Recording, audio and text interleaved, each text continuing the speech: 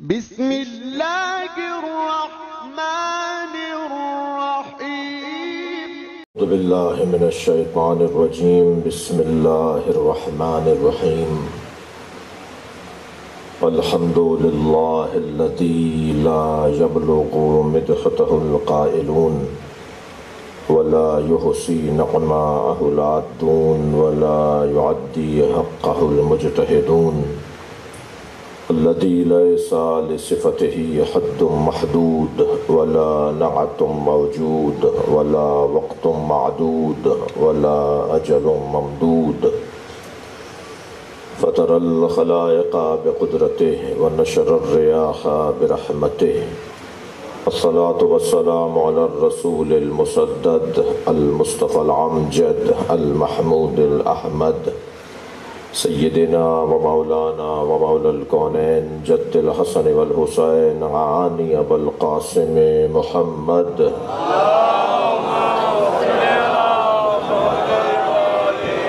وآلہ الطیبین الطاہرین المعصومین الذین قال اللہ انما یرید اللہ لیذہب عنکم الرجس اہل البیت ویطہرکم تطہیرا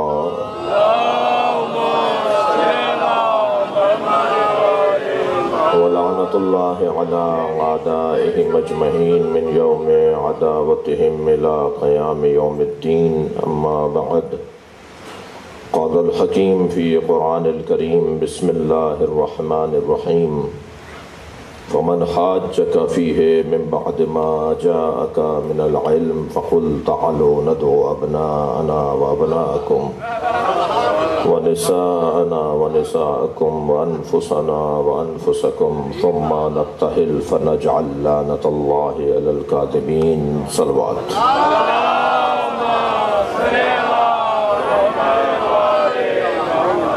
حاضرین مجلس اور بانیان مجلس کے مرحومین کی مغفرت کے لیے بلند تر صلوات پڑھیں۔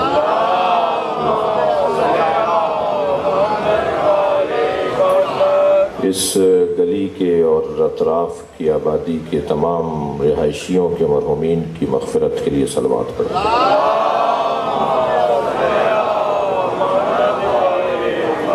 سورہ مبارکہ نساء کی 61ویں آیت اور آیت کا عنوان ہے پنجتن۔ اللہ نے اس آیت کا وہی عنوان قرار دیا ہے جس عنوان کو اللہ نے کائنات کے لیے قرار دیا ہے۔ یہ پوری کائنات جن کے طفیل بنی ہے، یہ پورا عالم جن کے صدقے میں بنا ہے، اور بلکہ کہہ دوں کہ جن کی وجہ سے باقی ہے۔ یہ مجلس ہو رہی ہے تبھی آپ نے یہ قناتیں لگائی ہیں، یہ فرش بچھایا ہے، یہ ممبر لگایا ہے، یہ پنکھے، یہ روشنیاں، یہ آواز کو کئی برابر کرنے والے آلات، یہ سب مجلس کی وجہ سے ہیں۔ اور مجلس ختم ہو جائے گی تو ان سب کو اٹھا دیا جائے گا۔ مجلس کے ختم ہو جانے کے بعد یہ گلی جیسے تھی ایسی ہو جائے گی اور یہ سب کچھ انتظام باقی نہیں رہے گا۔ لیکن اگر مجلس ختم ہو جائے اور یہ سب کچھ باقی رہے تو سوال ہوگا کہ جب مجلس نہیں ہے تو یہ سب کچھ کیوں ہے؟ ہمارا سوال یہ ہے کہ جب پنجتن نہیں ہے تو کائنات کیوں ہے؟ جب اللہ نے یہ سب کچھ ان کے لیے، صلوات پڑھے محمد و آل محمد، تو ان کے جانے پر تو سب کچھ ختم ہو جانا چاہیے تھا۔ جب ان کا مزار مدینہ منورہ میں ہے، جب ان کا مزار نجف اشرف میں ہے، کربلا معلیٰ میں ہے، جنت البقیع میں قبر بے صاحبان ہے، تو پھر جب یہ دنیا سے ظاہری طور پر چلے گئے تو پھر یہ سب کچھ ختم۔ یہ آسمان ان کے لیے بنا تھا تو یہ گرا کیوں نہیں؟ یہ زمین ان کے لیے بنی تھی تو یہ پھٹی کیوں نہیں؟ یہ روشنیاں آپ نے سجائی ہیں تو اللہ نے بھی تو چاند سورج کی روشنیاں سجائی ہیں۔ اگر آپ نے سبیل کا انتظام کیا ہے تو اللہ نے بھی دریاؤں میں روانی دی ہے۔ یہ سب کچھ پروردگار عالم نے جن کی وجہ سے کیا تھا، وہ جب وہ نہیں ہے تو یہ کیوں نہیں ختم ہو رہا؟ تو ماننا پڑے گا یہ گئے نہیں ہیں۔ گے محمد و آل محمد۔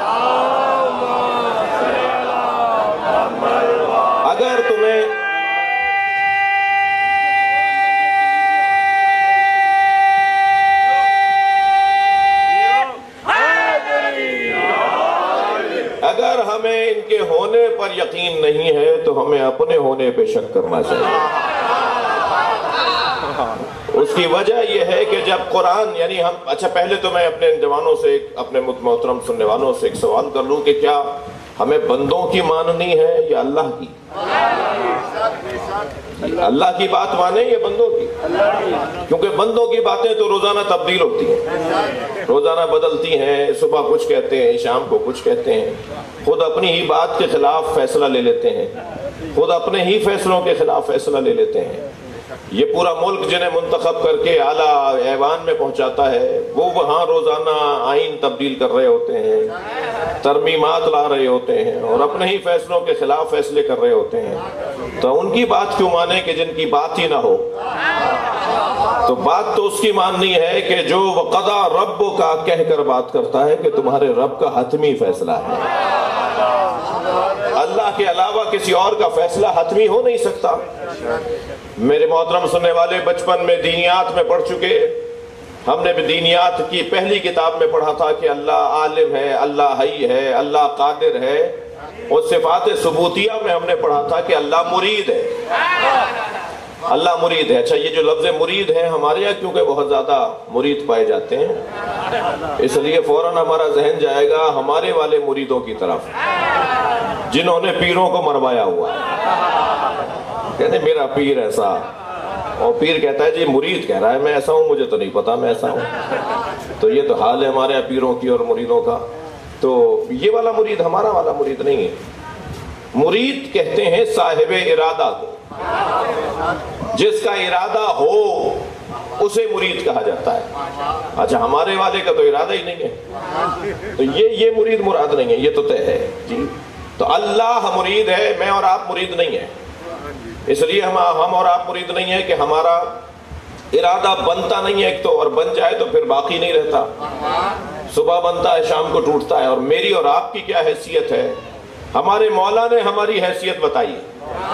مولا علی فرماتے ہیں عرفت اللہ بفسق العزائم، میں نے اللہ کو ارادوں کے ٹوٹنے سے پہچانا۔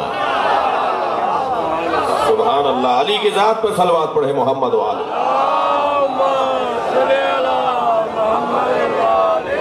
دقت ہے آپ حضرات کی۔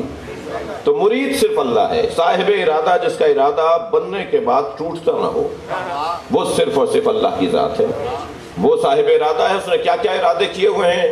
ایک ارادہ تو آپ نے بہت سنا ہے، انما یرید اللہ لیذھب عنکم الرجس اہل البیت ویطہرکم تطہیرا۔ یہ اللہ کا صلوات پڑھ لیں محمد و آلہ۔ یہ اللہ کا ایک ارادہ ہے کہ اللہ کا ارادہ ہے اور رہے گا۔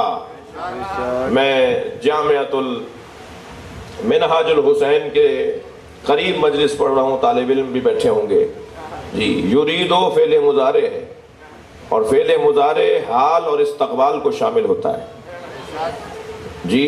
وَيَقُولُ الَّذِينَ كَفَرُوا، ترجمہ نہیں ہوگا کہ کافر کہتے ہیں، انما یرید اللہ، اللہ کا ارادہ ہے، یہ ترجمہ نہیں ہوگا، ترجمہ ہے اللہ کا ارادہ ہے اور رہے گا، فعل مضارع کا، یعنی اللہ نے جب ارادہ کیا اس وقت بھی، اور جب تک اللہ ہے یہ ارادہ ہے، یہ ارادہ رہے گا۔ اچھا ایسے یقول الذین کفروا لست مرسلا، اے میرے حبیب جو کہتے ہیں، جو کفر اختیار کر چکے ہیں وہ کہتے ہیں، صاحبان کفر کہتے ہیں، اب ترجمہ کہتے ہیں نہیں کروں گا میں، ترجمہ کروں گا کہ کہتے ہیں اور کہتے رہیں گے کہ لست مرسلا، بھیجے ہوئے رسول نہیں ہیں۔ تو قل کفا باللہ شہیدا بینی و بینکم، اے میرے حبیب ان سے کہہ دو میری رسالت پر گواہی کے لیے تمہارے اور میرے درمیان اللہ کافی ہے۔ ومن عندہ علم الکتاب، اور جس کے پاس مکمل کتاب کا علم ہے۔ اچھا یہ یقولو کا کیا نتیجہ کیا نکلے گا؟ کہتے ہیں، کافر کہتے ہیں اور کہتے رہیں گے کہ آپ بھیجے ہوئے رسول نہیں ہیں، یعنی نبی کے زمانے میں بھی انکار رسالت ہوا اور ہوا اور آئندہ بھی ہوتا رہے گا۔ تو آئندہ بھی نبی کی رسالت پر اللہ گواہ کے طور پر ہے، اور وہ جس کے پاس مکمل کتاب کا علم ہے۔ اچھا، اگر اللہ کے وجود پر یقین ہے تو یہ اللہ ہی کا کلام ہے۔ وہ کہہ رہا ہے کہ عالم الکتاب ہر زمانے میں رہے گا، اگر مجھے نظر نہیں آ رہا تو میری آنکھوں کا دھوکہ ہے۔ اور ہم نے پہلے کب اپنی آنکھوں پر اعتبار کیا ہے جو یہاں ہم اعتبار کر بیٹھے؟ ہم تو روزانہ دیکھتے کچھ اور ہیں، ہوتا کچھ اور ہے۔ ہماری نگاہیں تو دھوکہ کھاتی ہیں۔ میں ایک جگہ سے گزر رہا تھا، راستے میں سانپ بیٹھا ہوا تھا، میرے بڑھتے ہوئے قدم رک گئے، میں سوچنے لگا یہ موذی ہے، حملہ کرے گا۔ لوگوں نے مجھے دیکھ کر تبصرے شروع کیے، دیکھو بڑی شجاعت کی باتیں کرتے ہیں، سانپ سے ڈر رہے ہیں۔ اب میں سوچنے لگا ان کے چڑھانے میں آؤں یا عقل مندی کا ثبوت دوں۔ جی ہاں، بہت سارے لوگ چڑھانے کے بعد غائب بھی ہو جاتے ہیں۔ تو ابھی میں کھڑا سوچ رہا تھا کہ چھوٹا سا بچہ میرے برابر میں آ کے کھڑا ہوا اور کہنے لگا مولانا یہ پلاسٹک کا سانپ ہے۔ جیسے ہی مجھے معلوم ہوا پلاسٹک کا ہے، میں نے اسے پیروں سے کچلا اور کچلتا ہوا چلا گیا۔ معلوم یہ ہوا جب حقائق روشن ہو جاتے ہیں تو اقدامات بھی تبدیل ہو جاتے ہیں۔ جملہ ہدیہ کر رہا ہوں، ساری دنیا جیسی یزید سے ڈر رہی تھی، حسین اس کی حقیقت کو جانتے تھے۔ صلوات پڑھیں گے محمد و آل محمد پر۔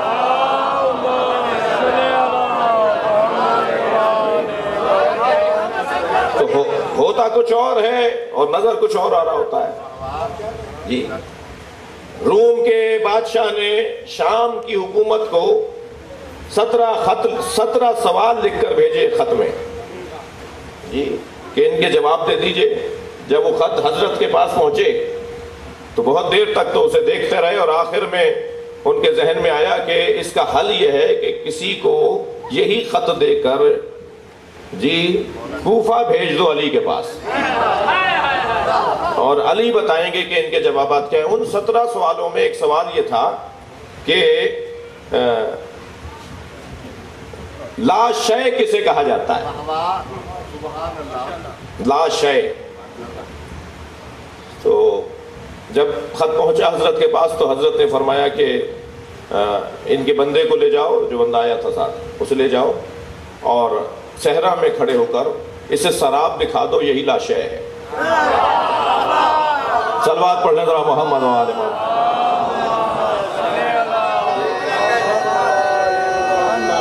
جی ماشاءاللہ۔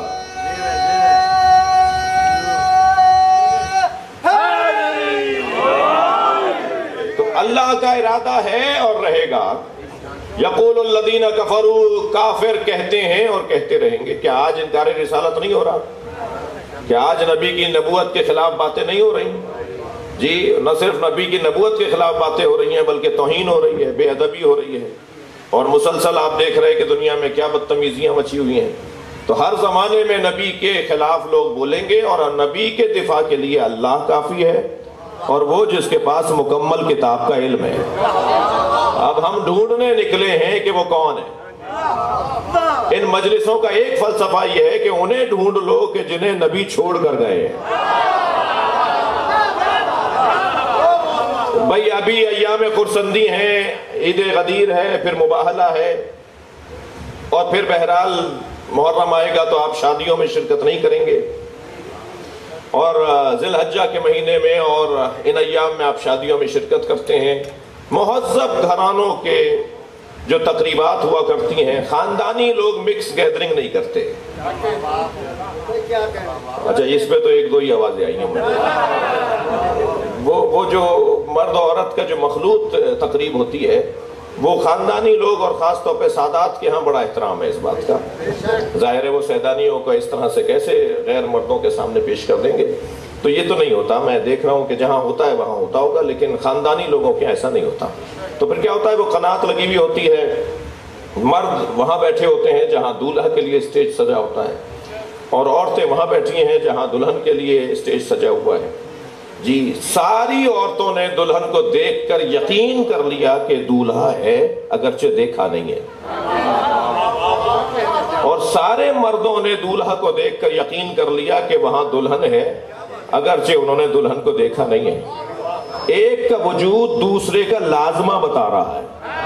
جب نبی نے فرما دیا میں تمہارے درمیان دو گراں قدر چیزیں چھوڑے جا رہا ہوں اور یہ ایک دوسرے سے علیحدہ نہیں ہوں گی، تو اگر تمہارے گھروں میں قرآن رکھا ہے تو نبی پر یقین رکھو کہ اہل بیت بھی ہیں۔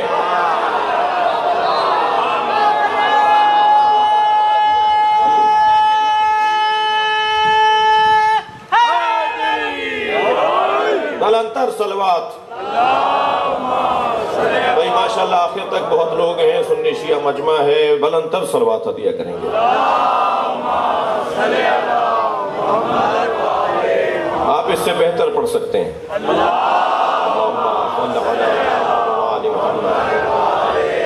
صلوات پڑھنے سے منافقت بھاگ جاتی ہے، اس سے بہتر صلوات پڑھیں۔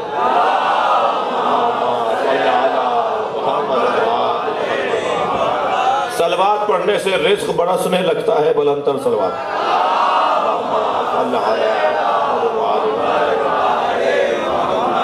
توجہ کر لیا آپ نے؟ تو یہ ترجمہ اور بعض چیزوں کی طرف توجہ ذرا دقت ضروری ہے، اور قرآن تو اتنا بڑا دسترخوان ہے اللہ کی طرف سے، مانوی غذاؤں کا دسترخوان ہے کہ ہم جب چاہیں اس سے غذا حاصل کر لیں، جب چاہیں اس سے ہم غذا حاصل کر لیں۔ یہ جملہ آپ کو ہدیہ کرنے جا رہا ہوں کہ خالق کی کتاب قرآن اور مخلوق کی کتاب نہج البلاغہ، یہ دو ایسے کلام ہیں جو وقت کے محتاج نہیں ہیں۔ نہج البلاغہ قرآن کی عملی تفسیر کو کہا جاتا ہے۔ اگر علی کا عمل نہ ہوتا تو قرآن پہ عمل کا ثبوت نہ ہوتا۔ جی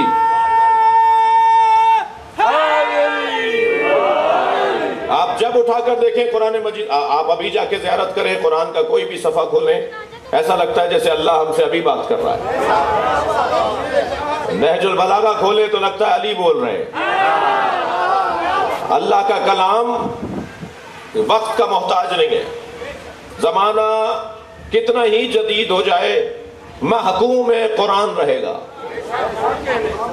قرآن کی حاکمیت رہے گی، قرآن کا تسلط رہے گا، قرآن مجید کے بغیر زمانہ آگے بڑھ نہیں سکتا۔ یہ کلام اللہ کا کلام ہے، اس کلام کے مضمون کو انسان کہا جاتا ہے،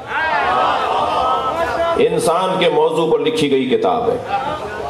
اس میں پودوں کی بات ضرور ہے مگر اس لیے کہ وہ انسان کی خدمت میں ہے، اس میں پتھروں کی بات ضرور ہے مگر اس لیے کہ وہ انسان کی خدمت میں ہے، اس میں حیوانات کی بات ضرور ہے مگر اس لیے کہ وہ انسان کی خدمت میں ہے۔ ساری کائنات کو سخر لکم کہہ کر اللہ نے اس کے حوالے کر دیا، مگر اسے کس کے حوالے کیا؟ خلقت الخلق لأجلک، اے انسان میں نے ساری مخلوق تیرے لیے بنائی ہے، وَخَلَقْتُكَ لِأَجْلِي، مگر تجھے اپنے لیے بنایا ہے۔ جی صلوات پڑھیں ذرا محمد و آل محمد۔ یہ انسان اللہ کے لیے بنایا گیا وجود ہے، لہذا جب تک یہ للہی رہے، الہی رہے، صبغت اللہی رہے، رنگ خدائی چڑھائے رہے، اس وقت تک تو یہ انسان کہلانے کے قابل ہے۔ اور جہاں اس نے اپنے اندر سے صبغت اللہی کو ختم کیا، رنگ الہی کو ختم کیا، وہاں سے یہ انسان کہلانے کے قابل بھی نہیں ہے۔ اللہ اسے کہتا ہے کالانعام، جانور ہے، اور پھر کہتا ہے بل ہم اضل، یہ جانوروں سے بھی بدتر ہے اور پستر ہے۔ دقت کر لی آپ نے؟ تو یہ کائنات اللہ نے جن کی وجہ سے بنائی ہے، انہی کی وجہ سے سانس بھی لے رہی ہے، انہی کی وجہ سے یہ کائنات باقی ہے۔ میں 250 علماء اہل سنت کی فہرست مرتب کر چکا ہوں جو امام مہدی کی ولادت کے قائل ہیں۔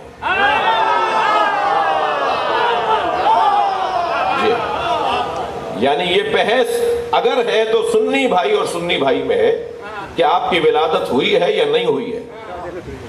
جی ہاں، 250 علماء، اور آج کے نہیں، جنہوں نے بنیادیں ڈالی، محدثین، جنہوں نے بنیادی اور اساسی کتابیں لکھی ہیں، محدثین، وہ 250 کی تعداد میں علماء اہل سنت، کوئی 300 سال پرانا، کوئی 800 سال پرانا عالم دین، وہ لکھ چکے ہیں کہ امام مہدی کی ولادت ہو چکی ہے۔ اچھا، یہ علمی بحث ہے، دل آزاری کی تو بات ہی نہیں ہے۔ بلکہ میرا تو دل کہہ رہا ہے کہ اگر میں یہ ثابت کرنے میں کامیاب ہو جاؤں کہ ولادت ہو چکی ہے تو دل باغ باغ ہوگا، دل افسردہ نہیں ہوگا، کیونکہ اور قریب آ جائیں گے نا جی، اور نظریات جڑتے چلے جائیں گے۔ تو یہ کتاب بہت جلد ہم چھاپ رہے ہیں، اور اس کتاب کا نام ہے امام مہدی مولود و موجود۔ کتاب بھی اہل سنت عالم دین نے ہی لکھی ہے، انہوں نے ہی محنت کر کے ہم نے ان سے دیکھا، ان کے پاس موجود ہے، اور وہ اس کو چھپوانے جا رہے ہیں، امام مہدی مولود و موجود۔ کہ امام مولود بھی، ولادت بھی ہو چکی ہے اور موجود بھی ہیں۔ ہمارے امام حاضر ہیں، ظاہر نہیں ہے۔ حاضر ہونا اور ہے، ظاہر ہونا اور ہے۔ اتنا بڑا مجمع یہاں حاضر ہے یا نہیں؟ مگر مجھ پہ چند ہی لوگ ظاہر ہیں۔ بھائی تھوڑا گردن ہلاتے رہیے، جب بات میری جا رہی ہے تو تسلی دیتے رہیے گا۔ یہ سب ادھر حاضر ہیں یا نہیں؟ خود آپ میں کتنے لوگ ہیں کہ جن کے برابر والا حاضر ہے مگر ظاہر نہیں ہے؟ جی، میرے برابر میں جو صاحب بیٹھے ہیں وہ مجھ پہ حاضر ہیں، میں ان پہ حاضر ہوں، مگر مجھے پتہ نہیں ہے ان کا نام کیا ہے اور یہ ہے کون۔ تو ضروری نہیں ہے کوئی حاضر ہو اور وہ ظاہر بھی ہو۔ سرکار مکے میں 40 سال تک حاضر تھے یا نہیں؟ مکے والوں پر ظاہر نہیں تھے کہ نبی ہیں۔ جب آپ نے فرمایا میں ہی نبی ہوں، قولوا لا الہ الا اللہ تفلحوا، تو آپ حاضر تھے، ظاہر بھی ہو گئے۔ ہمارے امام حاضر ہیں، جب ہم پہچاننے لگیں گے تو ظہور ہو جائے گا۔ کسی غار میں نہیں ہے، کسی سرنگ میں نہیں ہے، سامرہ کی وادیوں میں نہیں ہے، کسی پردے کے پیچھے نہیں ہے، کسی حجرے میں نہیں ہے، ہمارے درمیان ہے، بس ہم انہیں پہچان نہیں پا رہے ہیں۔ صلوات پڑھیں محمد و آل محمد۔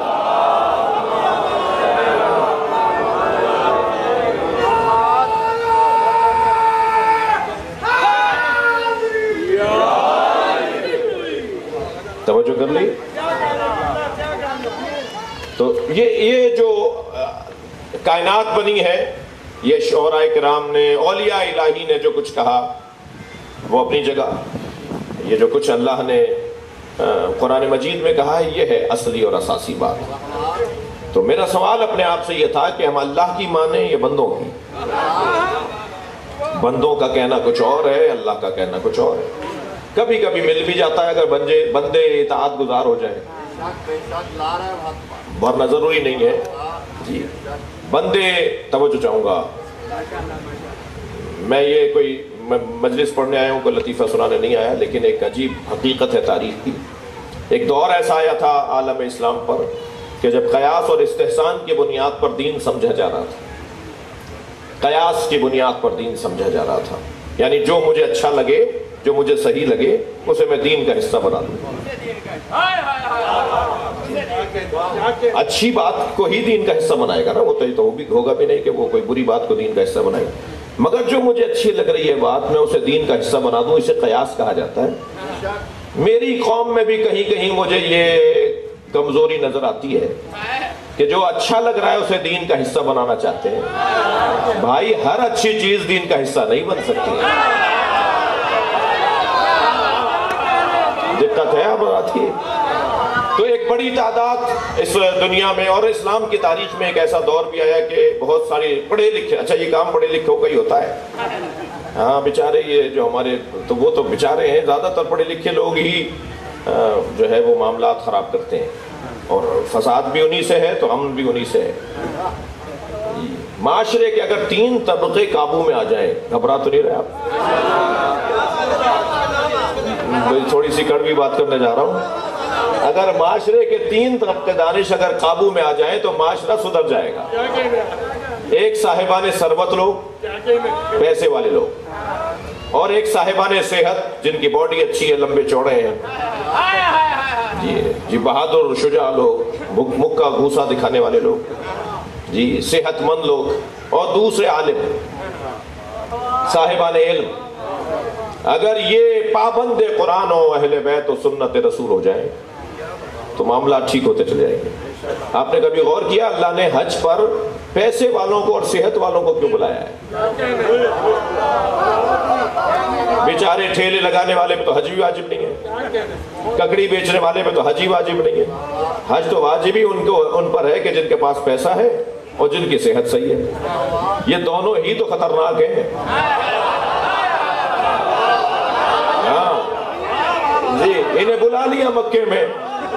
میرے ساتھ ایک وزیر تھے، بارہا میں نے کوئی الحمدللہ 9 حج کی ہیں، تو بارہا رہا کہ ہر سفر میں کوئی نہ کوئی اس طرح کی ایک سفر میں ہمارے ساتھ دانش بھی ہمارے ساتھ حج پہ رہے جی۔ ایک سفر میں ایک وزیر صاحب ہمارے ساتھ تھے، تو مزدلفہ میں مشعر الحرام میں شیطانوں کو کنکر مارنے کے لیے کنکریاں جمع کی جاتی ہیں، تو وہ کنکریاں بین رہے تھے، تھیلیوں میں ڈال رہے تھے، وہ 7 کنکریاں تینوں شیطانوں کو 7 ہفتے کے دن 7 ہے نا، تو 7 کنکریاں مارنی ہے، پورا ہفتہ دھونا ہے اپنا۔ تو فلسفہ حج پہ جاؤں گا تو میرا پسندیدہ مضمون ہے، لیکن یہاں صرف اتنا کہ وہ کنکریاں بین رہے تھے، تو میں ان کے قریب جا کے بیٹھا، میں نے کہا حضور کیسا لگ رہا ہے؟ زمین پہ بیٹھے تھے مٹی میں احرام باندھے ہوئے، تو کنکریاں بین رہے تھے، تو میں نے کہا حضور کیسا لگ رہا ہے؟ کہنے لگے اللہ ناک رگڑوا رہا ہے۔ میں نے کبھی خود کو اتنا ذلیل نہیں دیکھا۔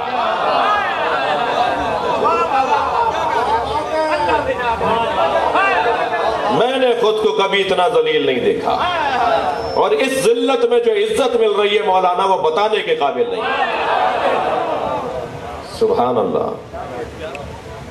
مجھ سے کہنے لگے میں واپس جاؤں گا تو اسمبلی کے باہر 3 ستون بنوانے کی قرارداد پیش کروں گا اسمبلی میں، تاکہ سارے اراکین اسمبلی پہلے 3 شیطانوں کو کنکر ماریں، پھر اسمبلی میں آ کے بیٹھیں۔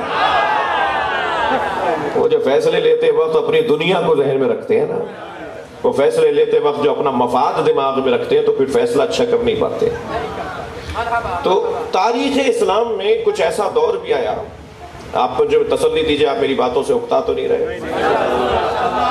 آخر والے بھی تھوڑا ہاتھ واٹ اٹھانے کوئی سلوات پڑھوا دیں، ایک سلوات پڑھ۔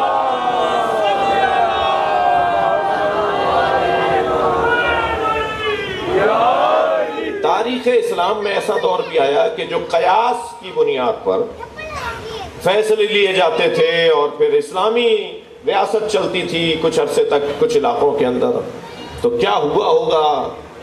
مگر کیونکہ قرآن کے ساتھ نبی اہل بیت چھوڑ کر گئے ہیں، تو قرآن کی حفاظت اور اسلام کی حفاظت کا کام اہل بیت کا ہے، اور ہر دور میں انہوں نے اپنی جانیں دے دی، مگر اسلام کو ٹریک سے ہٹنے نہیں دیا، صحیح رستے سے اسلام کو ہٹنے نہیں دیا جی۔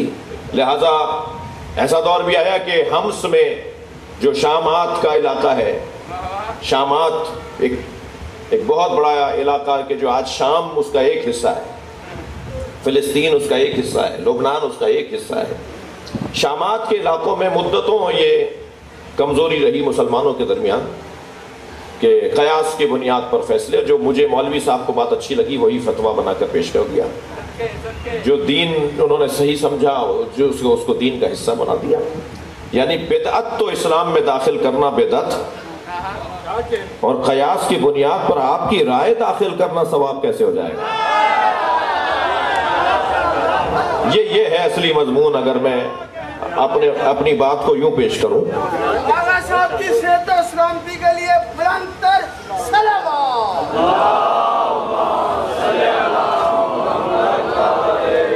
کام کیونکہ بدعت ہے تو شامل کرنا حرام۔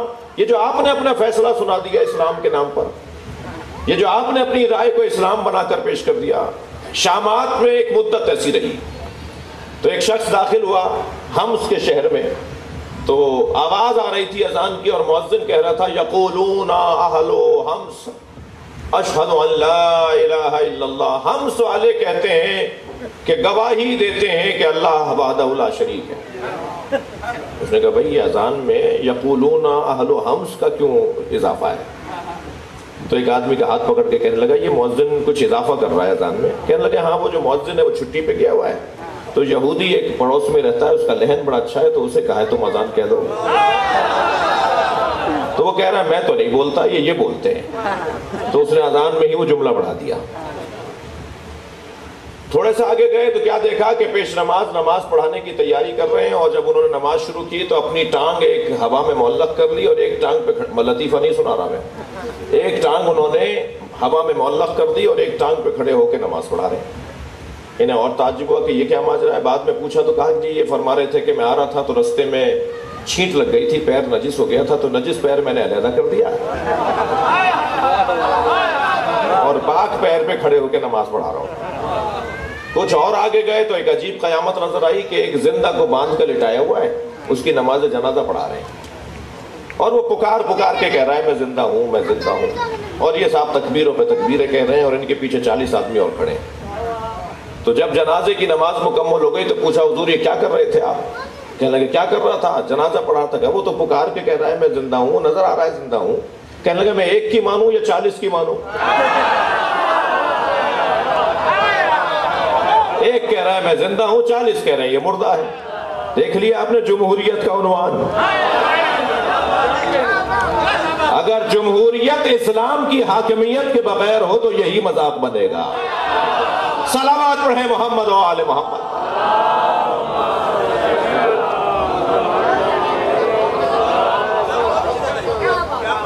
یہ کیفیت جو پسند آیا، جو اچھا لگا، اسے دین کا حصہ بنا لیا۔ اچھا یہ بات تو میں شامات کی کر رہا ہوں، شاید کوئی چند صدیوں پہلے کی ایک مثالیں میں نے آپ کو دی ہیں۔ ابھی کچھ دن پہلے ہمارے پڑوس میں نہیں ہوا کہ جنازہ جا رہا تھا تو اسے روک کر اس کو دیکھا گیا تو وہ مرد تھا اور اس نے داڑھی مونڈی ہوئی تھی، مرنے سے پہلے اس نے شیو ویو بنایا تھا، داڑھی واڑی مونڈی تھی، اور اس کو مر گیا اور اس کا جنازہ لے جا رہے تھے۔ تو انہوں نے کہا جی پہلے اس کو 80 کوڑے مارو پھر دفنانا۔ وہ جنازے کو 80 کوڑے مارے گئے۔ یہی ہوا ہمارے پڑوس میں، یہی ہوا۔ یہ دین کے نام پر پڑوس سے مراد آپ لاہور میں نہیں رہیے گا، ملک کے پڑوس کی بات کر رہا ہوں جی۔ تو یہ دین اپنی پسند کے مطابق فیصلے لینا، قیاس اور استحسان کی بنیاد پر فیصلے لینا، لیکن نہیں عزیزان گرامی، پیغمبر اکرم اس دین کو بے وارث چھوڑ کر نہیں گئے۔ کیا کریں کہ ہم اس دین کو سالم رہنے دیں، کیا کریں کہ دین الہی سالم رہے؟ اس کا بہترین ذریعہ یہ ہے کہ ان کے دروازے پر آ بیٹھو جنہوں نے دین کو سالم رکھا ہے، ان کی تعلیمات پر غور کرو جنہوں نے دین کو سالم رکھا ہے۔ میں مجلس پڑھ رہا ہوں عزیزان گرامی، آپ کی توجہات میرے ساتھ ہیں، ایک منزل اور آگے آ رہا ہوں۔ اللہ کی مانیں یا بندوں کی؟ توجہ ہے؟ بندے کیا کہہ رہے ہیں؟ بندوں کا تو یہ حال ہے جی۔ اللہ کیا کہہ رہا ہے؟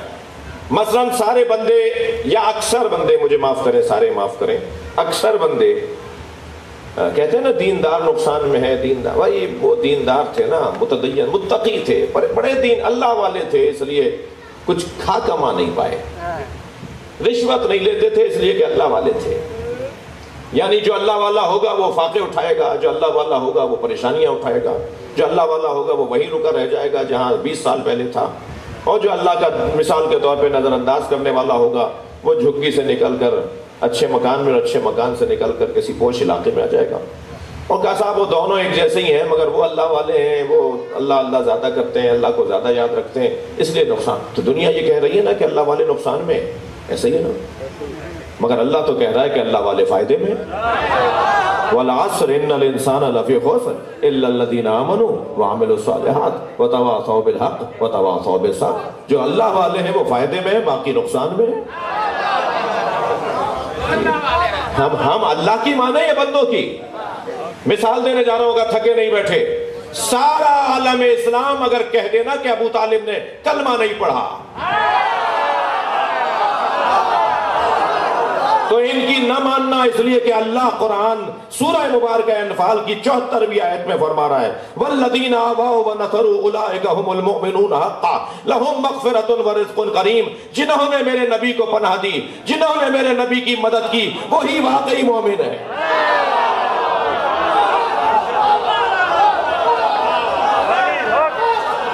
صلوات پڑھیں گے محمد و آل محمد۔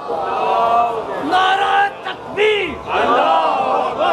نعرہ رسالت، یا رسول اللہ، نعرہ حیدری، یا امام المنتظر، الاجل الاجل، یا امام المنتظر، الاجل یا امام المنتظر نعرہ ولایت، نعرہ ولایت، نعرہ ولایت، حسینیت جواب دیجیے۔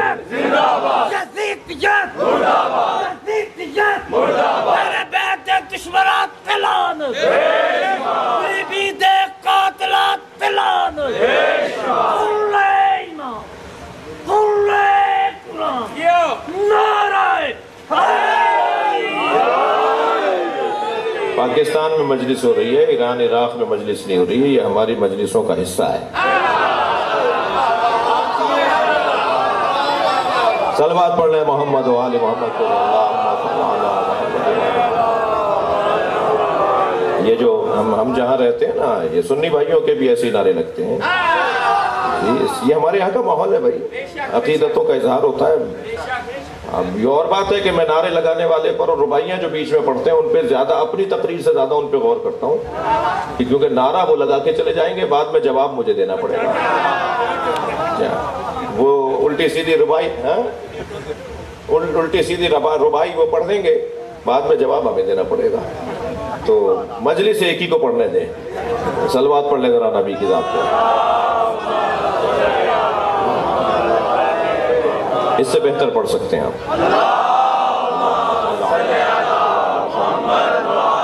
بہت دیر مطلب نہیں ہے آپ کو، بہت دیر تک تکلیف دینا مطلب نہیں ہے۔ میں نے آیت پڑھی ہے تو اس کا ترجمہ ضرور کروں گا اور تھوڑا سا اس کے اوپر غور ضرور کروں گا۔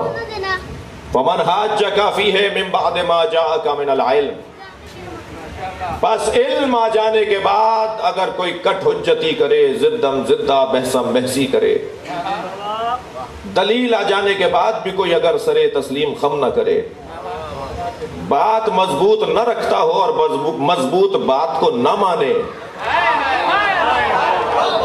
اس کو اللہ مذمت کی نگاہوں سے اور مذمت کے الفاظ میں قرآن میں یاد کر رہا ہے۔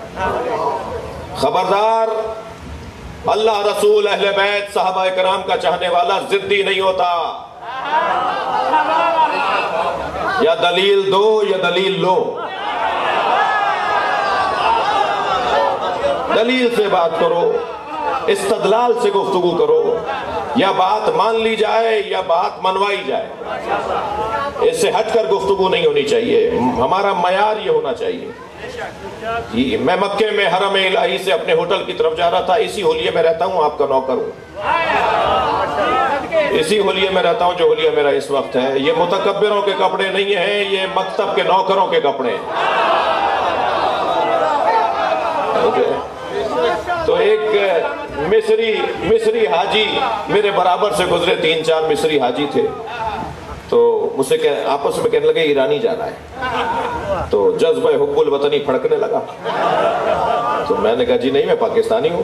تو کہنے لگے پاکستان میں شیعہ ہیں؟ وہ اس ہولیے میں زیادہ تر وہاں پر جو دیکھتے ہیں تو سمجھتے ہیں کیونکہ ایرانی علماء وہاں پہنتے ہیں، ہمارے بزرگان کو شاید تھوڑے سا نہیں ہے، اس کی ضرورت محسوس نہیں کرتے، مگر میں ان مجرموں میں سے ایک ہوں۔ ہمارے بزرگ وہاں جا کے رومال تو ڈال لیتے ہیں، بزرگوں کی خطائیں پکڑنا بھی غلطی ہے۔ بھئی صلوات پڑھ لیں محمد و آل محمد۔ اس لیے میں کوئی خطا نہیں پکڑ رہا۔ خطائے بزرگانہ گرفتن خطاست، پرانے محاورے میں کہا جاتا تھا کہ بزرگوں کی خطائیں پکڑنا بھی خطا ہے۔ تو وہ علیحدہ ایک بحث ہے، میں اس سے دوبارہ ہاتھ اٹھا رہا ہوں، میں نے ان کو کچھ نہیں کہا، میں اپنی بات کر رہا ہوں۔ تو گفتگو شروع ہو گئی، اور گفتگو اچھا ان کو بھی اسی طرف جانا تھا، وہ جرمل کا علاقہ، اب تو سنا ہے وہ حرم کے حصے تک آ گیا ہے، یہ میں چند سالوں سے مشرف نہیں ہو پایا۔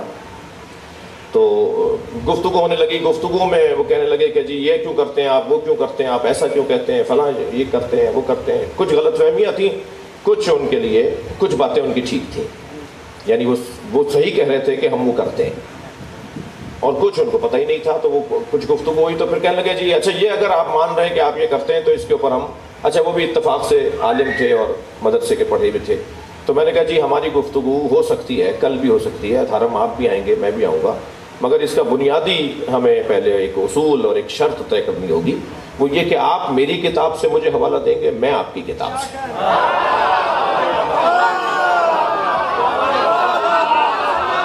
یہ تو کوئی بات نہیں ہوئی کہ آپ اپنی کتاب سے مجھے حوالہ دے رہے ہیں. میں بعض ان کتابوں میں، وہ ہماری کتابیں ہیں، مگرچہ میں جس زاویے سے کہہ رہا ہوں اسی زاویے سے لیجیے گا، ورنہ وہ ہماری کتابیں ہیں. تو بعض ان کتابوں میں تو ایسے راوی بھی ہیں جنہوں نے اہل بیت کو مارا ہے، تو ہم اس سے تو روایت ہی نہیں لیتے. جو ناسبی ہو ہم اس سے روایت نہیں لیتے. کتنا ہی سچا ہو مگر علی کا دشمن ہے تو ہمارا نہیں ہے. یہ قاعدہ ہے. تو بس میں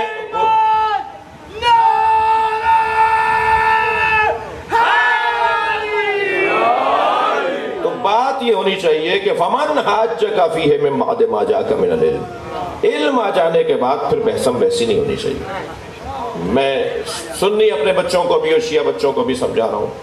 میں یہ بارہا کہہ چکا ہوں، میں خود شہنشاہ حسین نقوی سنی ہوں. یہ ہو نہیں سکتا کہ علی کا شیعہ ہو اور وہ سنی نہ ہو. اور جتنا پیار میرا میرے بھائیوں سے ہے وہ سب پر واضح ہے. جو نہیں جانتے وہ ذرا یوٹیوب پہ جا کے دیکھ لیں، کیونکہ آج کل کی تو کوئی بات چھپی نہیں رہتی نا. ابھی میں ممبر سے اتروں گا نہیں کہ ہمارے کلپ بن چکے ہوں گے. تو سب کچھ موجود ہے، ہماری کوئی بات چھپی بھی نہیں ہے، اور دوغلا پن بھی نہیں ہے، منافقت بھی ہمارے یہاں نہیں ہے. ہم جس سے ملتے ہیں، مولانا طارق جمیل کی خدمت میں حاضر ہوا. میں نے کہا آپ نے گلدستہ اہل بیت جو کتاب لکھی ہے اہل بیت کی شان میں، ائمہ اہل بیت پر انہوں نے کتاب لکھی ہے. تو میں نے کہا جی آپ نے 6 جگہ ہم شیعوں کو چٹکی بھری ہے. تو وہ پیار اپنی جگہ، محبت اپنی جگہ اور تنقید اپنی جگہ. جی مثلا انہوں نے لکھا ہے کہ زید شہید کو شیعہ چھوڑ گئے تھے اس لیے وہ تنہا رہ گئے اور مار دیے گئے. تو میں نے کہا سنیوں نے ساتھ کیوں نہیں دیا؟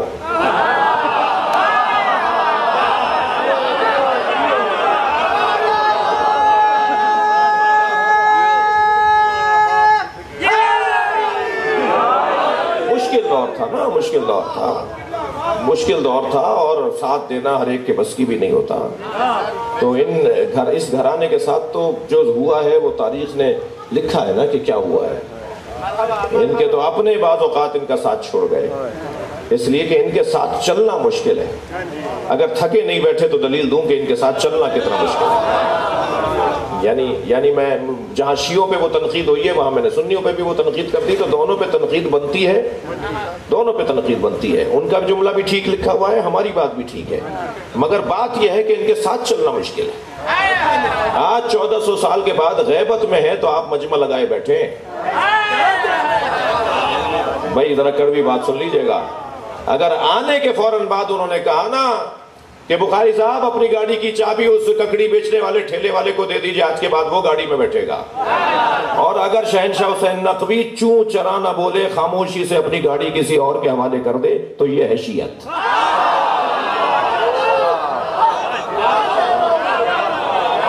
اور اگر میں اپنے ہی مولا سے کہوں مولا میں نے تو ٹکا ٹکا جوڑ کے بنائی ہے، میں نے تو بڑے قرضے جمع کر کے جگہ جگہ سے پیسے قرضہ لے کے گاڑی خریدی ہے، آپ فرما رہے ہیں کہ وہ جو ٹماٹر بیچ رہا ہے تک ٹھیلا لگائے کھڑا ہے اسے اپنی گاڑی دے دو.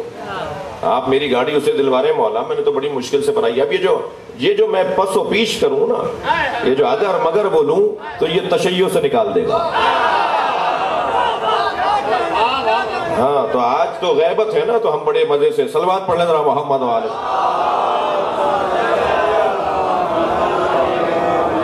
خفا نہیں ہوئیے گا بھائی مجھ سے آپ.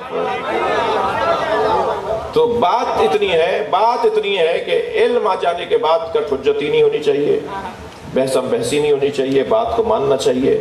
میرا دل کر رہا ہے کہ وہ جملہ پورا کر دوں کہ ان کے ساتھ چلنا مشکل ہے، ان کے ساتھ چلنا مشکل ہے. اس گھرانے کے ساتھ، حسین کے ساتھ، اہل بیت کے ساتھ چلنا مشکل ہے، علی کے ساتھ چلنا مشکل ہے.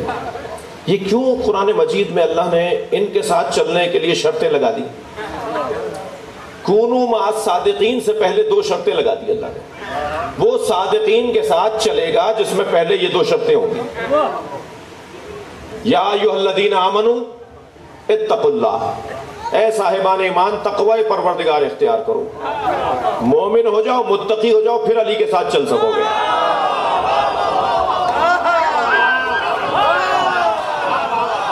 بہت مشکل ہے ان کے ساتھ چلنا. مومن ہونا ضروری ہے، متقی ہونا ضروری ہے، پھر ہے کونوا مع الصادقین۔ سچوں کے ساتھ چلنے کے لیے اہلیت ایجاد کرنی ہوگی، قابلیت بڑھانی ہوگی۔ اچھا سچوں کی بات کر رہا ہوں بھائی، اب تک اگر سچے کسی کو نہیں پتا تو میں سنا دیتا ہوں۔ سچا انہیں کہا جاتا ہے جنہوں نے مباہلے میں جا کے جھوٹوں پہ لعنت کی ہے۔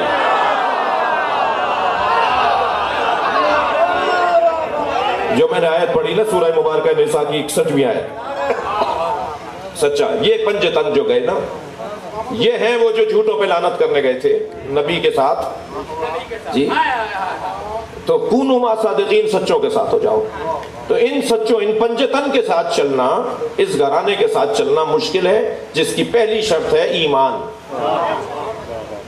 ایمان، اور ایمان کتنا مشکل ہے کوئی مسلمان سے پوچھے، اور مسلمان ہونا کتنا مشکل ہے کوئی علامہ اقبال سے پوچھے۔ علامہ اقبال فرماتے ہیں یہ شہادت گہے الفت میں قدم رکھنا ہے، لوگ آسان سمجھتے ہیں مسلمان ہونا، بہت مشکل ہے مسلمان ہونا۔ حضرت ابراہیم و اسماعیل فرما رہے ہیں کہ یا اللہ مجھے اپنے دو مسلمانوں میں قرار دے۔ بہت مشکل بات ہے مسلمان ہونا۔ پھر مسلمان ہونا مشکل ہے تو پھر قرآن سورہ حجرات میں اللہ ارشاد فرما رہا ہے کہ اے میرے حبیب ان سے کہہ دو جو کہہ رہے ہیں آمنا، ہم ایمان لے آئے، کہ یہ آمنا نہ کہا کریں، یہ کہا کریں اسلمنا، ہم اسلام لے آئے، اس لیے کہ ایمان ابھی ان کے دلوں میں داخل نہیں ہوا ہے۔ تو اسلام مشکل، اور اس سے زیادہ مشکل ایمان۔ اور پھر اگر مومن ہو گئے، اللہ اکبر، تو کیا معلوم کوئی 7ویں درجے پہ ہو، کوئی 6 درجے پر ہو، کوئی 8ویں درجے پر ہو، اور کوئی سلمان ہو جو 10ویں درجے پر ہو۔ پھر مومن ہونا کتنا مشکل ہے۔ اور پھر مومنوں کو دعوت تقویٰ دیا جا رہا ہے، اے صاحبان ایمان اتقوا اللہ، تقوی پروردگار اختیار کرو۔ اگر آج تک میرے بچوں کو سمجھ میں نہیں آیا ہے کہ متقی کسے کہتے ہیں تو خطبہ حمام جا کے پڑھو۔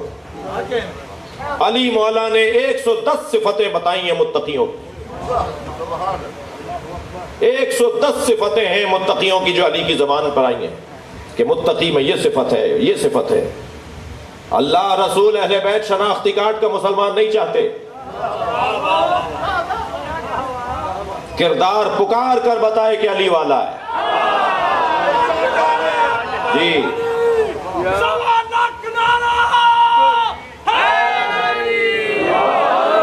چال بتائے کہ یہ اہل بیت والا ہے۔ تھک گئے آپ میری باتوں سے۔ یہ حلیہ بتائے گا کہ یہ علی والا جا رہا ہے، ہمیں شناختی کارڈ نہ دکھانا پڑے۔ جنازہ پکار کے کہتا تھا مجھے علی نے مارا ہے، علی والا پکار کے بتائے کہ مجھے علی نے پالا ہے۔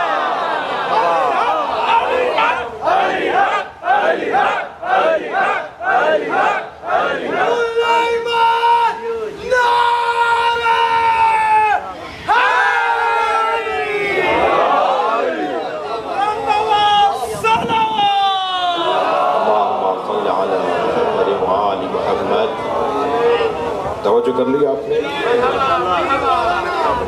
تو ان کے ساتھ مشکل چلنا مشکل ہے بھائی۔ مومن متقی ہو جاؤ تو پھر کونوا مع الصادقین، سچوں کے ساتھ چلو۔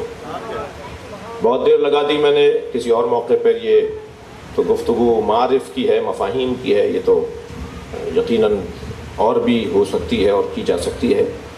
صاحبان ایمان کو دعوت تقویٰ اور متقیوں کو دعوت معیت، ہمراہ چلنا، اہل بیت کے ساتھ چلنا جی۔ اہل بیت کے ساتھ چلنے کی ایک نسخہ، ایک رستہ میں اپنے بچوں اور جوانوں کو ہدیہ کر دوں، اس آبادی کے مسلمانوں کو اور رہائشیوں کو ہدیہ کر دوں۔ اہل بیت کے ساتھ چلنے کا ایک رستہ، اور وہ میں اپنی طرف سے کوئی بات کروں، اللہ نہ کرے وہ دن آئے کہ جس دن ممبر پہ بیٹھ کے اپنی کوئی بات کی جائے۔ بات قرآن سے ہونی چاہیے، حدیث سے ہونی چاہیے، معصومین کی سیرت سے ہونی چاہیے۔ تو امام حسین جب مکے سے کربلا کی طرف روانہ ہوئے تو آپ نے خطبہ ارشاد فرمایا، اور اس خطبے میں ایک جملہ ساتھ چلنے والوں کے لیے فرمایا جو میرا اس وقت مضمون ہے۔ فرماتے ہیں من کانا، دیکھیں میں مولا حسین کا فرمان سنانے سے پہلے ایک التجا کروں گا کہ کچھ قرآن کی آیات فریم کروائیے گھر میں، یہ جو آپ نے معاف کیجیے گا، بعض گھروں میں الٹی سیدھی سینریاں لگی ہوئی ہیں گھروں میں، جی سمجھ میں نہیں آتا یہ ہے کیا، اور کہتے ہیں جی 2 لاکھ روپے کی خرید کے لائے ہوں۔ وہ بیچارہ پینٹنگ کرنے والا، معاف کیجیے گا بھائی اگر کوئی بیٹھا ہے تو، وہ پتہ نہیں کیا رنگ ونگ پھینک دیتا ہے، پھیلا دیتا ہے، اور وہ آپ 2 لاکھ میں بیچ دیتا ہے۔ بھائی لگاؤ کوئی مولا حسین کے روزے کی تصویر لگاؤ، نبی کے روزے کی تصویر لگاؤ، کوئی فرمان بہت خوبصورت سے بنوا کر، جی کوئی قرآن کی آیت بہت خوش خطی سے لکھوا کر اس کو فریم کروا کے گھروں میں لگواؤ۔ کچھ قرآن کی آیتیں ایسی ہیں جنہیں فریم کروانے کی ضرورت ہے، کچھ فرامین سرکار کے ایسے ہیں، کچھ ائمہ اہل بیت کے فرامین، مولا علی کے فرامین ایسے ہیں۔ میں نہیں کہتا کہ سارا گھر آپ امام بارگاہ اور میوزیم بنا دیں، لیکن ایک آدھ گھر میں ایک آدھ چیز تو لگی ہوئی ہو۔ جی کیا فرما رہے ہیں اللہ کا قرآن؟ ایک آیت میں قرآن کی آپ کو دے دیتا ہوں کہ جسے فریم کروانا چاہیے۔ ارشاد ہو رہا ہے سورہ مبارکہ تکویر کے اندر، فَأَيْنَ تَذْهَبُونَ، کہاں جا رہے ہو؟ پوری آیت ہے یہ، آتے جاتے آیت کے اوپر نظر پڑ رہی ہے، قرآن اللہ پوچھ رہا ہے کہاں جا رہے ہو؟ جانے کا جواب ہے تو جاؤ، ورنہ کہاں جا رہے ہو؟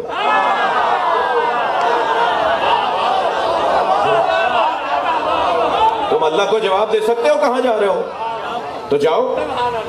کیا معلوم بھائی پہ مقدمہ کرنے جا رہا ہو قرآن روک دے، کیا معلوم کسی غلط کام کے لیے رشوت دینے والے نے بلایا ہوا ہے فلاں جگہ، حرام پیسہ لینے کے لیے جا رہا ہے، قرآن پوچھ رہا ہے کہاں جا رہے ہو؟ اگر جواب نہیں ہے تو کہاں جا رہے ہو؟ جواب ہے تو جاؤ۔ ایسے ہی مولا حسین کا یہ فرمان جو میں آپ کو سنا رہا ہوں، مولا حسین فرماتے ہیں من کانا بادلا فینا فلیرحل معنا، جو اپنی ذات سے ہاتھ اٹھانے کو تیار ہے وہ مجھ حسین کے ساتھ چلے۔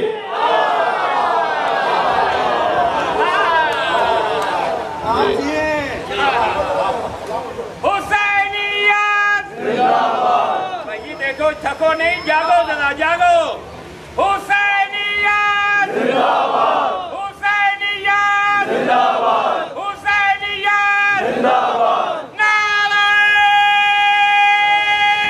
حیدری، جو اپنی ذات سے ہاتھ اٹھانے کو تیار ہے۔ اللہ نے پیسہ دیا ہے تو 4 کروڑ کی گاڑی خریدو، مگر پیدل چلنے والے کو انسان مانو۔ اللہ نے دولت دی ہے تو 10 کروڑ کا بنگلہ بناؤ، مگر جھگی میں رہنے والے کی احترام و تعظیم کرو۔ اگر اللہ نے دولت دی ہے تو مہنگے کپڑے پہنو، مگر پھٹے ہوئے کپڑوں میں کسی کو دیکھ کر اس کے سلام کا جواب دینے میں دیر نہ کرو۔ ہم اسے بڑھ کر سلام کرتے ہیں جو مہنگے کپڑے پہنے ہوئے ہوتا ہے، اور جس کے کپڑے پھٹے ہوئے ہوتے ہیں اس کے سلام کا بھی جواب نہیں دیتے۔ جی اللہ اکبر، کیا معلوم جس نے مہنگے کپڑے پہنے ہوئے ہیں وہ علاقے کا یزید ہو، اور کیا معلوم جس کا کالر ادھڑا ہوا ہو وہ اللہ کا ولی ہو۔ ویسے ہی اللہ نے اپنے ولیوں کو فقیروں میں چھپایا ہوا ہے۔ میرا نام مثلاً سید شہنشاہ حسین نقوی ہے، دانش نے میرا نام لکھ دیا شہنشاہ حیدر زیدی، تو میں نے کہا جی میں تو شادی میں ہی نہیں جاؤں گا دانش کے بچے کی، اس لیے کہ انہوں نے میرا نام بگاڑ دیا۔ اتنا ذات کا اسیر۔ میرے بھتیجے نے اگر مجھے سلام نہیں کیا تو میں نے بھائی کے گھر جانا چھوڑ دیا اس لیے کہ ان کے بچے نے مجھے سلام نہیں کیا۔ اتنا ذات کا اسیر۔ مسجد میں اگر میں سجدگاہ تسبیح رکھ کر چلا گیا تھا، کوئی اور وہاں آ کر بیٹھ گیا تو میں اسے لڑ رہا ہوں، اتنا میں حب جاہ کا شکار۔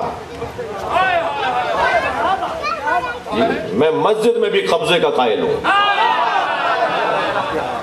یہ تو حالت ہے۔ جی حسین فرما رہے ہیں جو اپنی ذات سے ہاتھ اٹھانے کو تیار ہے فَلْيَرْحَلْ مَعَنَا، وہ ہمارے ساتھ چلے۔ اپنی نفی، اپنی ذات کی نفی۔ عزیزوں مجھے فقیر مل نہیں رہے، آپ کو ملے تو مجھے ملوائیے گا۔ یہ جو روڈوں پہ بھیک مانگ رہے ہوتے ہیں یہ فقیر نہیں ہے، یہ ذلیل ہے۔ اس لیے کہ مولا سرکار نبی فرماتے ہیں جو اپنے جیسوں سے اپنے جیسوں کے سامنے جا کر اپنے مسئلے رکھتا ہو وہ اللہ کی شکایت لگا رہا ہوتا ہے۔ جی یہ تو خود پریشان ہے، تم اس کے پاس کیوں چلے گئے؟ یہ جو چوکوں پہ، روڈوں پہ، گلی کوچوں میں بھیک مانگ رہے ہوتے ہیں ذلیل لوگ ہیں، فقیر نہیں ہے۔ فقیر تو مانگنے والا نہیں ہوتا، دینے والا ہوتا ہے۔ اپنے مولا پر اعتماد دے رہا ہوتا ہے، اپنے رب پر بھروسہ دے رہا ہوتا ہے۔ آپ کو فقیر ملے تو آج مل نہیں رہے، فقیر ڈھونڈنے سے میں جاتا ہوں۔ بعض لوگ اس پہ میرے خلاف بھی لکھ رہے ہیں کہ جی میں نے ایک جگہ کہا کہ میں بعض درگاہوں پر گیا ہوں تو مجھے درگاہوں میں کچھ ایک آدھ دو فقیر مل گئے، پھر بھی بنگلوں میں تو فقیر نہیں ملیں گے، ملیں گے بھی تو جھگیوں میں ہی ملیں گے، اس لیے کہ ان کا مزاج ہوتا ہے وہ ایسی جگہ بیٹھتے ہی نہیں ہیں۔ اور خبردار کسی کو اس کیفیت میں دیکھ کر اسے حقیر نہ جانیے گا، کیا معلوم یہ واقعی فقیر نکل آئے۔ تھوڑی سی گفتگو سے اندازہ ہو جائے گا ذلیل تو ہے، ذلیل ہے یا فقیر ہے، تو کچھ ہی دیر میں اندازہ ہو جاتا ہے۔ ان کا مزاج بھی کچھ اور ہوتا ہے، ان کا رویہ بھی کچھ اور ہوتا ہے۔ ایسے ہی ایک فقیر بازار سے گزر رہا تھا، اللہ کا فقیر بازار سے گزر رہا تھا تو ایک دودھ والے نے آواز لگائی، دودھ پیو گے؟ پہلے تو اس کی دکان کو اچھی طرح غور سے دیکھا کیونکہ ہر ایک کا کھاتے نہیں ہیں یہ۔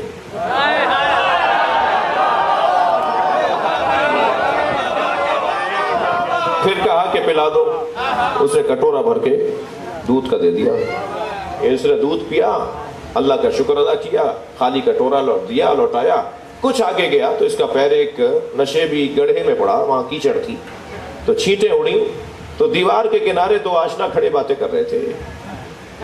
آشنا تو جانتے ہیں نا کیا کہہ رہا ہوں، دو آشنا کھڑے یعنی ایک لڑکا اور ایک لڑکی، جی دو پیار کرنے والے آپس میں، میں اور کیا کھل کے بتاؤں، تو دو آپس میں دوست کھڑے ہوئے باتیں کر رہے تھے، تو وہ جو چھینٹیں اڑی نا تو وہ لڑکی کے منہ پہ جا کے لگی، تو جس کے منہ پہ لگی تھی اسے تو کوئی پریشانی نہیں ہوئی، انہیں زیادہ تکلیف ہوئی جو ساتھ کھڑے تھے۔ تو دو قدم آگے بڑھے اور دو چار تھپڑ مارے، ان کے نظر نہیں آتا، تو آسمان کو دیکھ کر کہنے لگے یا اللہ کبھی دودھ پلواتا ہے کبھی تھپڑ لگواتا ہے۔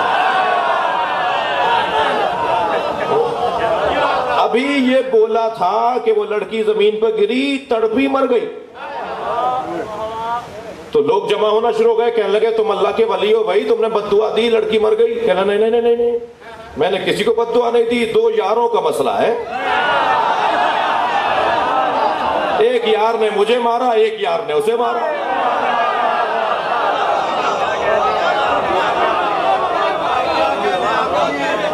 لہذا خبردار ان لوگوں کا خیال رکھیے گا، اول تو یہ ملتے نہیں ہیں، مل جائیں تو ان کا خیال رکھیے گا۔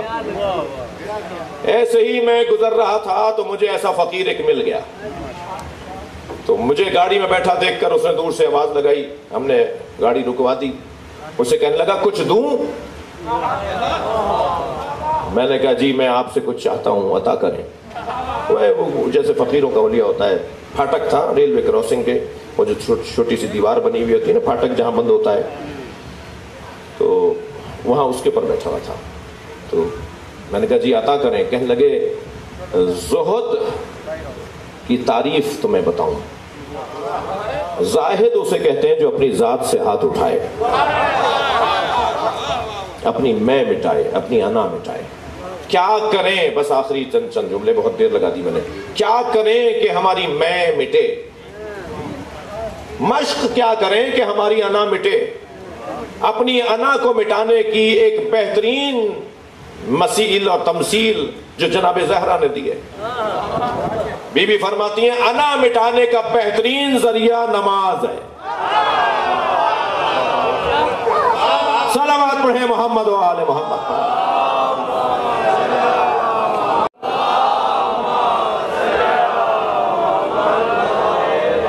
اور پھر جو میرا مخاطب مجمع ہے، جو میرا مستقیم مجمع ہے، اسے تو اللہ کا شکر ادا کرنا چاہیے کہ یہ نمازی بھی ہیں اور عزادار بھی ہیں،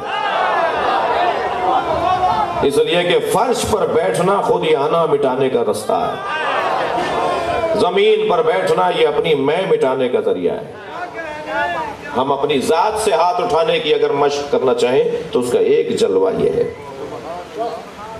اگر جناب ڈاکٹر آصف نے، حیدر نے اور ان کے بھائیوں نے، ان کے عزیزوں نے اپنے گھر کی شادی میں بلا کر آپ کو یہاں بٹھا دیا ہوتا نا تو ساری زندگی پھر آپ ان کے گھر نہیں آتے جی، لیکن جب مجلس میں انہوں نے یہاں بٹھایا ہے تو اب کوئی نہیں پوچھ رہا کہ جی فرش کیسا ہے، یہ مشق ہو رہی ہے انا مٹانے کی، اپنی ذات سے ہاتھ اٹھانے کی مشق ہو رہی ہے۔ اور عزیزو چلیے اس کے دروازے پر جس نے اپنی ذات مٹا دی اور اس ذات کے حوالے خود کو کر دیا کہ جس ذات نے پھر پوری کائنات اس کے نام کر دی جسے حسین کہتے ہیں۔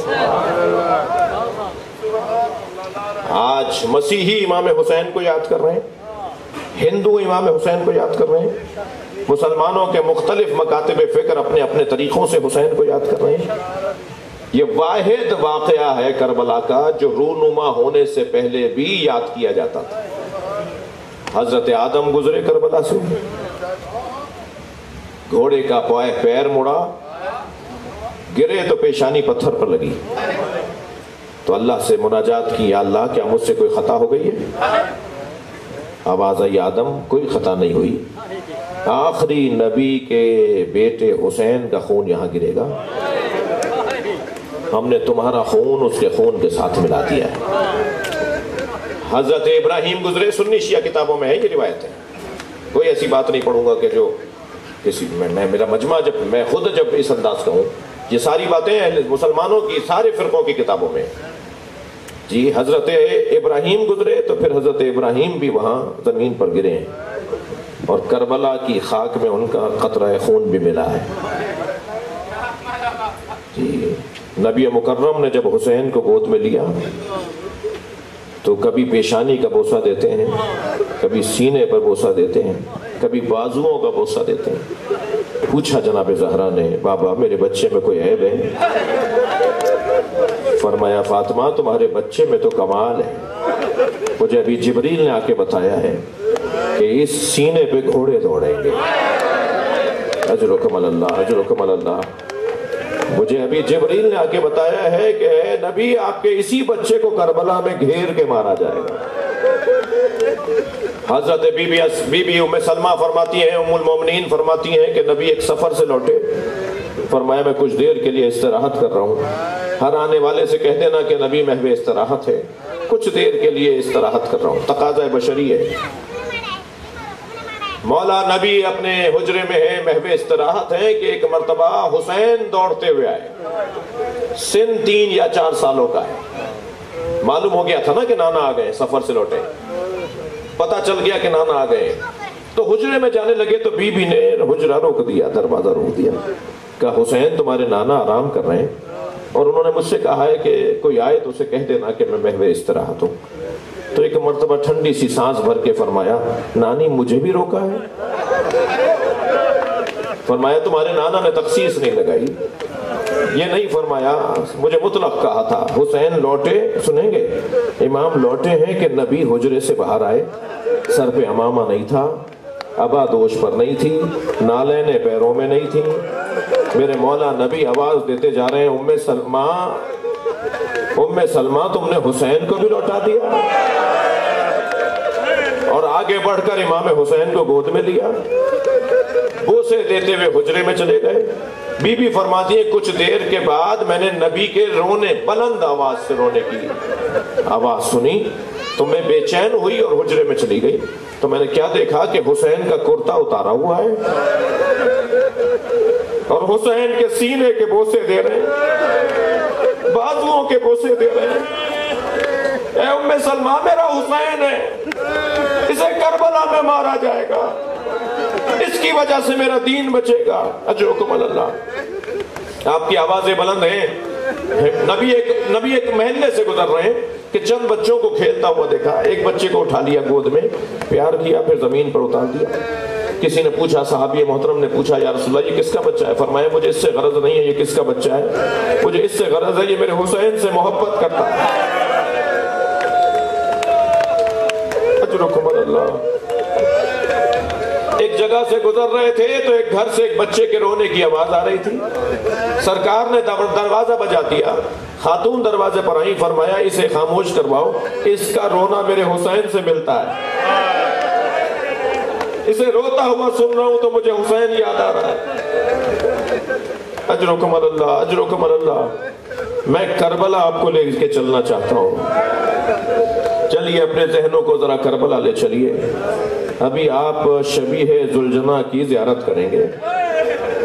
کربلا میں مسلمانوں نے تو نبی کو گھیر کے مارا، مگر جانور تو جانتے تھے، پتھر تو جانتے تھے، جن تو جانتے تھے، جنہوں نے امام حسین کی نصرت کا اظہار کیا۔ جب حسین کے گلے پہ چھری چل رہی تھی تو 5000 کی تعداد میں جن آئے تھے، اور امام نے یہ کہہ کر لوٹا دیا تھا یہ مسلمانوں کا معاملہ ہے، یہ انسانوں کا معاملہ ہے، میں تم سے مدد نہیں لوں گا۔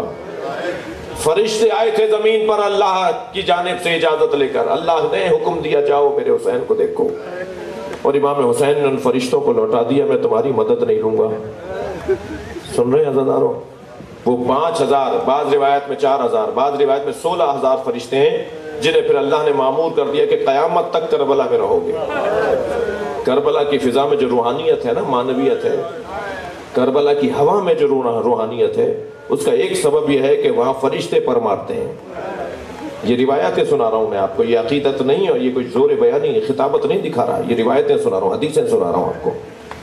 اور پھر کربلا میں عزادارو حسین کو دشمن نے گھیر لیا، 6 مہینے سے سفر پر گیا ہوا تھا ایک کوفے کا رہنے والا جس کا نام عبداللہ ابن عفیف ازدی لکھا ہے، صحابی ہیں اور معمر صحابی ہیں۔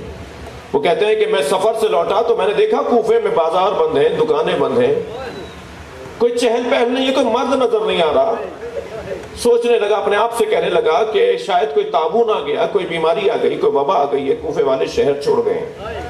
کہتا ہے میں گھر میں داخل ہوا تو بیٹی نے بڑھ کر استقبال کیا، تو میں نے بیٹی کو دیکھا اور پوچھا کہ بیٹا یہ کوفے والے کہاں چلے گئے؟ کہا بابا آپ بھی کچھ دیر کے بعد گھوڑا دوبارہ تیار کیجئے، کچھ فاصلے پر ایک بیابان ہے جسے کرب و بلا کہتے ہیں، وہاں ایک باغی نے خروج کیا ہے اور حاکم کا اعلان ہے کہ اگر اسے مارنے کے لیے کوفے والے نہ گئے تو انہیں سزا دی جائے گی۔ عبداللہ ابن عفیف ازدی صحابی ہے، وہ کہتا ہے کہ میں نے پوچھا کہ اس باغی کا نام کیا ہے؟ کہا بابا نام نہیں بتایا جا رہا۔ ایسا بھی ہوا تھا، بابا نام نہیں بتا رہے کہ وہ باغی کون ہے، جلدی گھوڑا تیار کیجئے اور جا کے باغی پہ تلوار چلائیے۔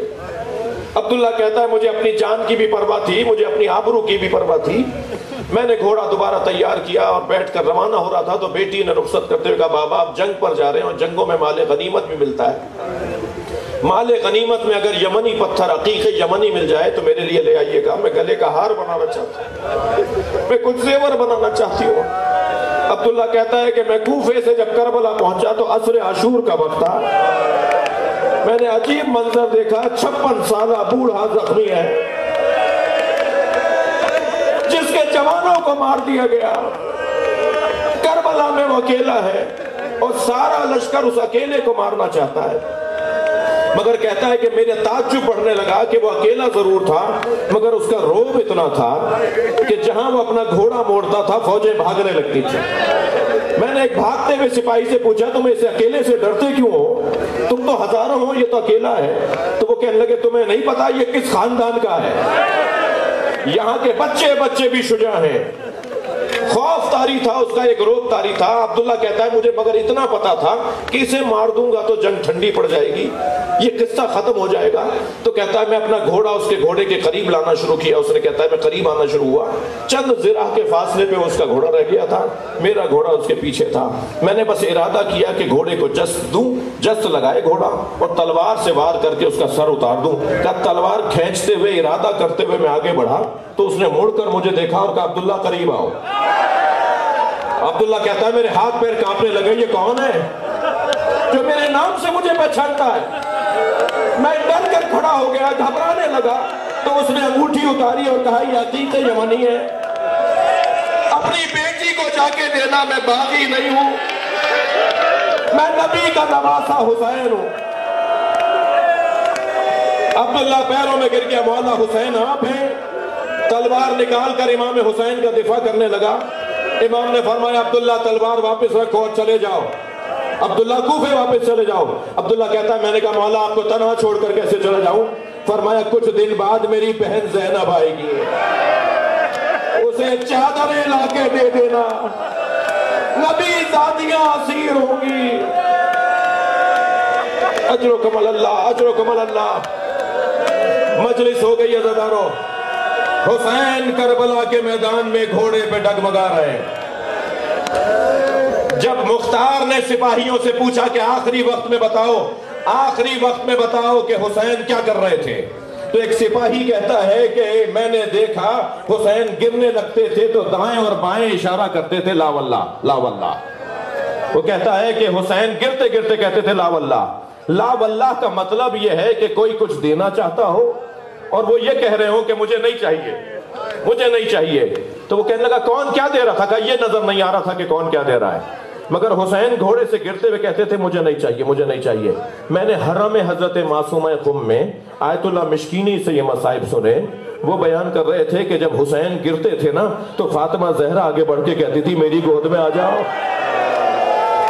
نبی نظر آتے تھے میرے لال میری گود میں آ جاؤ, اور حسین کہتے تھے نانا یہ میرا امتحان ہے, نانا مجھے آپ کی آغوش نہیں چاہیے, مجھے خود زمین پر گرنے دیجیے. حسین نے زین چھوڑ دی آخری مرحلہ, اور پسر سعد نے آواز دی خبردار کوئی ذوالجنہ کو تیر نہ مارے. میں نے بچپن میں نبی کو اس میں بیٹھے دیکھا ہے, یہ نبی کی سواری ہے, میں اسے تبرک کے طور پہ رکھوں گا. رونا تو اسی کا ہے. تمہیں نبی کی سواری یاد رہی, تمہیں نبی کا سوار یاد نہیں رہا.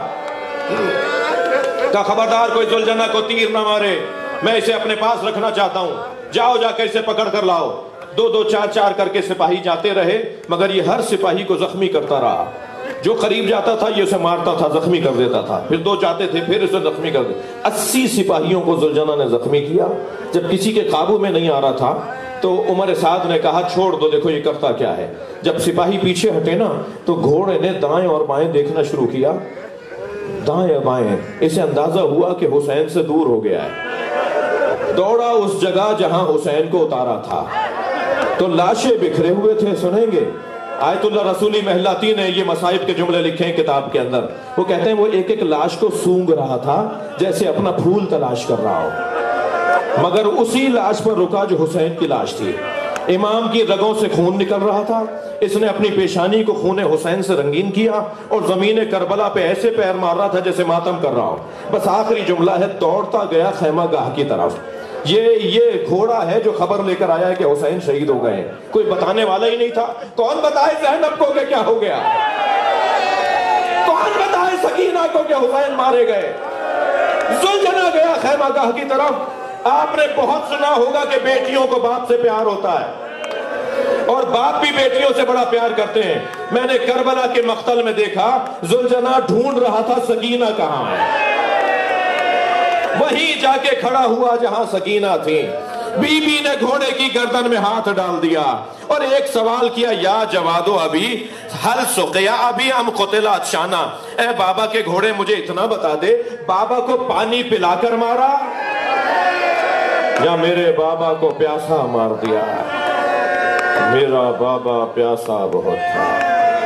اللہ لعنت اللہ علی قوم الظالمین فسیعلم الذین ظلموا ای منقلب ينقلبون.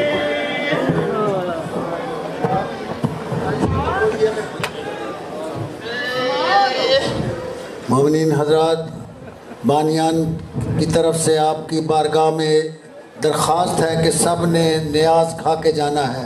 کل پھر نیلم بلاغ شاہ خراسان میں بھی 9 بجے خطاب فرمائیں گے. آپ سے التماس سے اس میں شرکت فرمائیں. مالک آپ کو اس کا اجر عظیم عطا فرمائے گا. آپ سب کا بہت شکریہ.